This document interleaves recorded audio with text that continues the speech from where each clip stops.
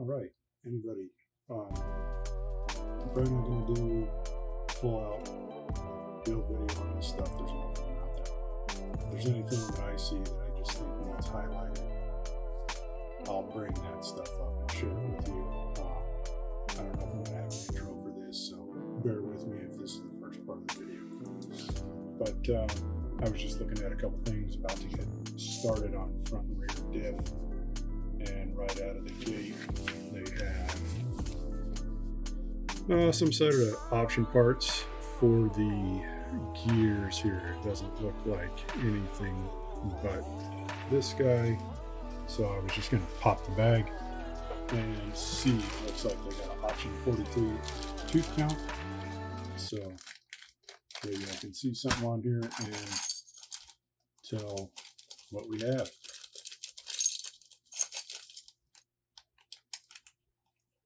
Right out of the gate, looking through the bag, I don't see any names or numbers on anything, and it looks like the front and rear are interchangeable.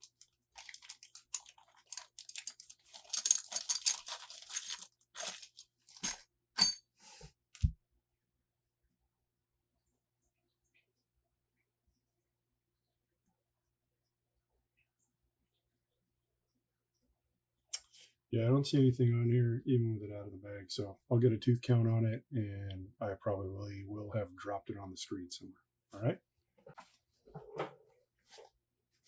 All right. So back already, and first section, I lied to you. Maybe that gear is an option if you had the RTR or the roller, but in this kit, I've counted them out. They're both 43s. And then when I look on the option parts, it's 43. They just got two different part numbers here, an 1146 and a 1004. So that was that. Other than that, the only thing I've noticed, you pretty much have to open all the A bags to get started, and an L bag here. And the biggest difference that I'm seeing on anything that I would say to pay attention to is the pinholes versus how the outputs are. They're not the same. The pinhole, when you're looking straight through it, doesn't time the same. So pay attention to the instructions when you're doing that. It looks like on here, these two are showing the pinhole goes in line with the thin slot for the dog bone pin, I'm guessing, or the center drive shaft pin. And then that cross hole is perpendicular to where the pinhole is in the snout. So I don't know if it's going to follow through the rest of the way like that, or if that timing matters. I normally mess with crawlers. So drive shaft timing is a big deal there. It may not be a big deal here, but we'll see what it is. All right. Till the next one. All right. So got all the diffs together. They're all done. It went pretty smooth. I had to kind of seat the gears onto the housing and loosen them up, and then kind of reseat it again on two of them to get it to feel a little better. But other than that, that was really it. Everything seems pretty darn nice. I figured I'd just pull apart one of the wheels and tires before I get to gluing it. I don't know if anybody's really dug into these. I have some TZOs that just arrived for this buggy also. They're hards. I don't know what Rlaarlo calls these, but feels like a medium soft, I would say. Foam's got some ribs in the center to lock it into the groove on the wheel. The wheel's pretty flexible, and then the foam being pretty soft, I think it's going to be a soft combo. And then the tire's actually pretty beefy. You know, the glue area it feels rather robust, and then it's ribbed along the whole tire, you know, lock in, what have you. You seem all right. I live in a hot climate, and like on my crawlers, soft things don't always do well. Super soft tires, different compounds. Um, that's kind of why I went for a set of hards from TZO. So I'll try some different things here. This is all going to be new for me, and figure out what works in my climate here. But yeah, that's it. Till the next video. All right, so the diffs are done. I had to pull the gears off of a couple of the cups and kind of reseat them. They give you a measurement for overall length from outside of bearing to outside of bearing. And this one especially was a little long, and it was kind of rough. But just backing the screws off, lifting the gear off the gasket, and kind of just checking the mesh and setting the gear back down onto the cup seemed to heal that. And the front seemed to have kind of the same problem on it, and it smoothed up. It's pretty good now. Back one feels great, but it's, you know, a different weight of oil, so it's probably part of the reason why it feels so slick. But other than that, they're nice. Everything seems to be pretty good. I would say that the diff cover, this quick remove cover for doing changes, the nylon or whatever this piece is made out of, reinforced plastic, it's a lot softer than some of the other plastics. So when the screws shoulder up, it's real hard to feel it, and you almost have to be watching to not over tighten it. But there's pretty good interference on the threads in the hole. So maybe it'll hold it and keep the screws from backing out too much. But it was quite easy to over tighten and start to deform this cover. So if that helps anybody, maybe just watch out for tightening those ones down specifically when you get to that step. One last thing on the wheels, they are vented 180 out from each other. So vented rim. That's it. Till the next one. All right, just a quick one on the battery trays. The way that they line up, they utilize this dowel to be forward. So if you want to move batteries backward or forward and you're doing shorty packs, you'll need to pay attention to where you mount this thing. They don't have it to where you could just flip it and, you know, another dowel will line it up there. So not so much of an on-the-fly adjustment, but picking up these 3 holes, that dowel goes to this one, and you can see spacing. It's specific to position. So just thought I'd drop that one. The directions don't have a bunch about swapping it. They just showed a placement here or here to move weight forward or back, not the fact that that pin is there. That's all. All right, guys, a little update. Made some headway on the DSK. I got a little list of notes here for some things that popped up, and I will just go over them real quick before I get to, I guess, shocks, and then closer to being wrapped up and just waiting for my electronics. So first thing I would say is the rear arms. In the instructions, it says there's supposed to be a spacer that you use like right in here. Get this thing. I couldn't find it anywhere in the kit. I sent them an email already, but I believe they're gone for the weekend. And it's like an adjustment spacer, so probably for the different angles you're using on your pills, something to make up that gap, because I believe if I get this just right, I'm going to be able to move the arm.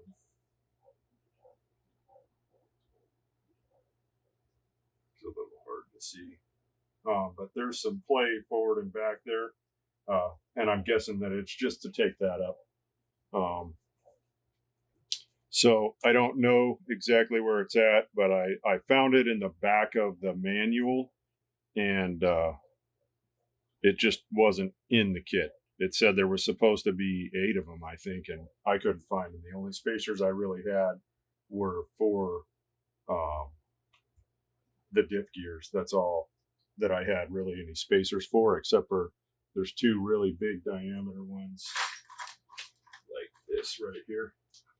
But it looks like I have 3 of them in this kit, so maybe there was a spare. But yeah, that pretty much sums that up for spacers. Front pivot balls. So supposed to be upgrade with hard anodized parts. I guess the pivot balls come in a kit of 2. So if that's an upgrade for the kit, like, you know, the carbon fiber plate for the center diff, there's a couple different little hard anodized bits, balls, ball end stuff, ball studs, different things like that that are hard anodized. Yeah, it's they're not in there. So that was also included in my email. So I put them on the top for now, just center of gravity stuff. Other than that, I have the servo mount here for the electronics tray. Servo mount, you know, it's all one. I did have to use 2 spacers.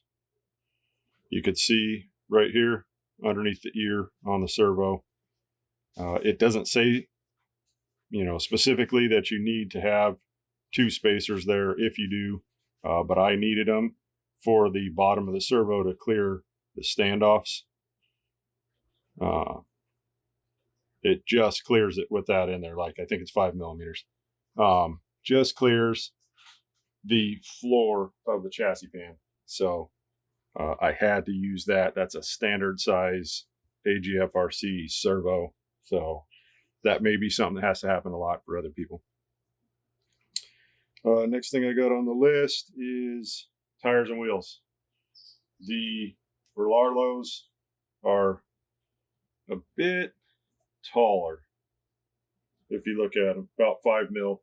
I think it was 112, like on a standard. This is just a TZO, pre-mount, glue, etc. This one, excuse me, this one is pretty tall. So I don't know if it's enough that it's going to be like a gear ratio change, but yeah. So far, that's it. I have another part that I'll add in here talking about the battery trays and the alignment pins. So look for that on there also, or I'll just merge it into this video. Till the next piece, I think that's where I'm at. I got to build shocks, wings out, 2 different electronics boxes, or, you know, receiver boxes. This one is, I guess, for if you do the rear motor mount. This is for the forward motor mount, which I'm going to try to do. It's pretty slick. It just goes right on the chassis braces in the back. So pretty cool. Center of gravity stuff. Yeah. Till the next one. Thanks. So one last thing I would add is Rlaarlo. If you're listening, don't make these bolt in from the bottom. Mold this tray so that these have slots that slide down. So that way, if you want, on the fly, you could tune battery placement. Like, instead of having to lift the tray out and screw it in from the bottom, if you have slots in the sidewall of this molded battery tray that hold these tight, then you could slide them out, move them back, drop them in, and just rethread your battery strap here, and then you can move your battery forward. Specifically for the saddle packs, to be able to move those around. I think it would be pretty handy.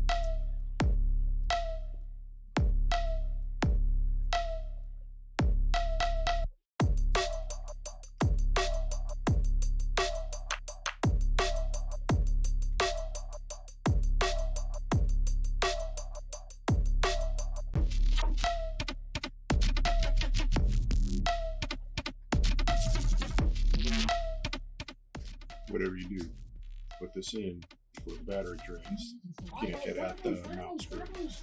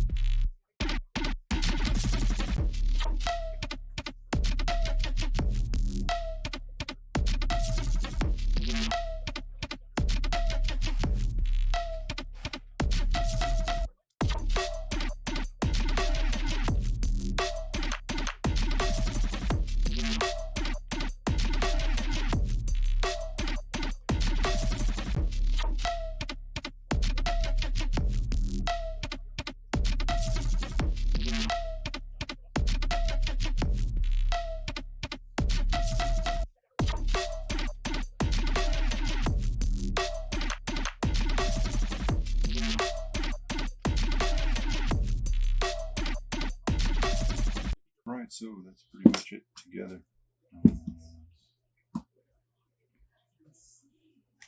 Still need to do electronics, etc. That's pretty much it, man. Threw some foam in the battery trays. They didn't have it threaded on the straps. I mean, I guess quite a bit has happened since you've seen it last. Belt shocks. They weren't too bad. Seem like pretty nice shocks.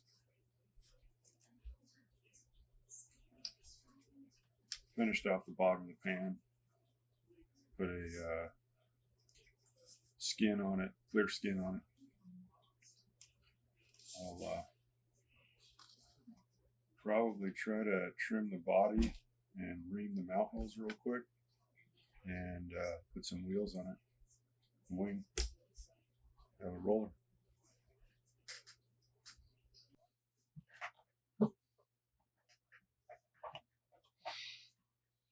Alright, so that's it.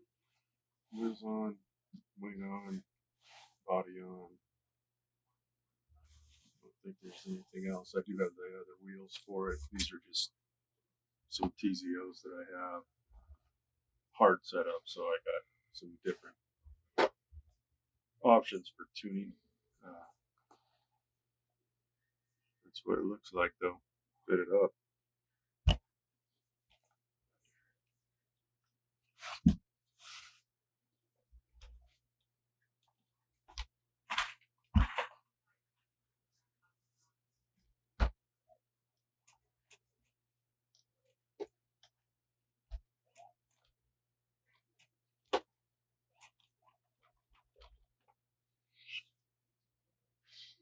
Oh, one thing I forgot.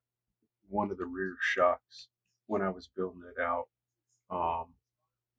the seal pack hole had like chips inside the hole.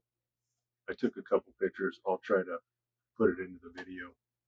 But when I was trying to put the shock rod through after I put the piston and everything on and go through the seal and the seal pack, I kept hitting something and I could see a big curlicue chip in there from when they were machining and threading it. So watch out for that. You know, anybody else putting one together, probably don't want any of that inside of your seal pack, or it won't be a seal pack for very long.